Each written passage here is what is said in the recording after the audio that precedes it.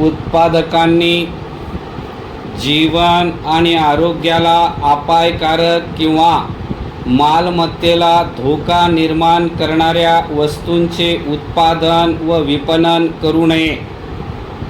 आरोग्याला अपायकारक असे रंग किंवा स्वाद यांचा वापर करू नये. खेळणी, कपडे, घरगुती उपकरणे वापरण्यास सुरक्षित आहेत हे पाहण्याची जबाबदारी कायद्याने विक्रेत्यांवर टाकली आहे. परिच्छेद.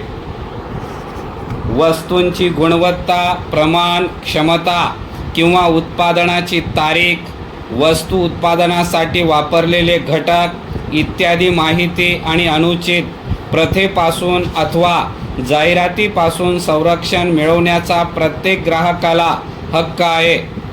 यामुळे वस्तू विकत घेण्यापूर्वी ग्राहकांना संपूर्ण माहितीचा विचार करून वस्तू विकत घ्यावी किंवा नाही याचा विचार करता येईल. परिच्छेद.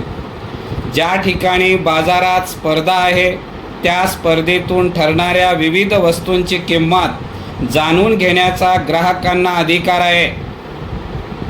अर्थात बाजारात उत्पादकांशी संगनमत करून ग्राहकाला काही ठराविक वस्तू विकत घ्यावी लागेल अशी परिस्थिती व्यवसाय संस्थांनी निर्माण करता कामा नये. एकाच वस्तूचे विविध पर्याय उपलब्ध असतील तर त्यामधून ग्राहक आपल्या गरजेनुसार वस्तूची निवड करेल. परिच्छेद. वस्तू किंवा सेवा खरेदीनंतर ज्या ग्राहकाचे समाधान झाले नाही तर आपली तक्रार करण्याचा आणि न्याय मिळवण्याचा अधिकार ग्राहकाला प्राप्त झालेला आहे. परिच्छेद.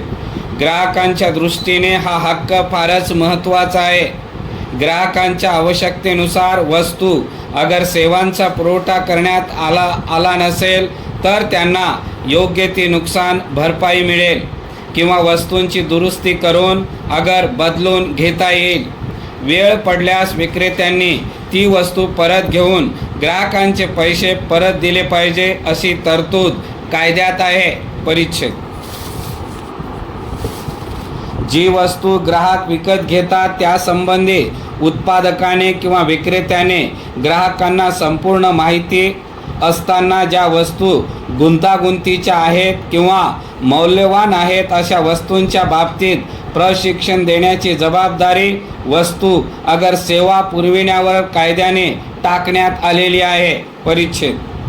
उत्पादकांनी पाणी, हवा, आवाज या संबंधात प्रदूषण होणार नाही याची आवश्यक ती काळजी घेतली पाहिजे.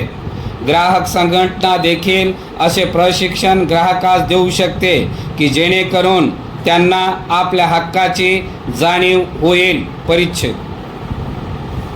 वास्तविक ग्राहकांनी आपल्या हक्काच्या संरक्षणाकरिता खऱ्याखुऱ्या तक्रारी स्वतः किंवा आपल्या प्रतिनिधीमार्फत अथवा ग्राहक संघटनांच्या मार्फत न्याय मिळवण्यासाठी योग्य त्या न्यायसंस्थेपुढे मांडाव्यात.